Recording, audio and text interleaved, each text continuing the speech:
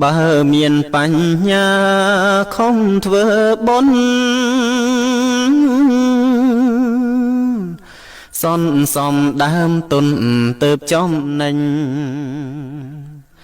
យាវនាសិល5ជាប់ពេញលេញ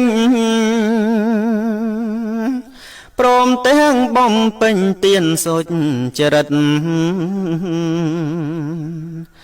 ខន្តីសិលធម៌ល្អអង្គចា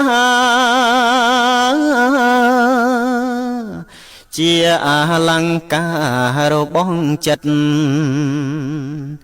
ឈ្នះអង្គសត្រូវទងឆ្ងាយចិត្តចោមរមមូលមិត្តស្ម័គ្រមេត្រីរីកាបំរើអង្គព្រះពុទ្ធព្រះធម៌ល្អផុត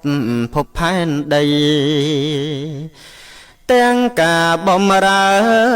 ព្រះសង្ឃថ្លៃគ្មានអ្វីប្រសើរជាងទៀតទេព្យាយាមស្ដាប់ធម៌និងបដិបត្តិ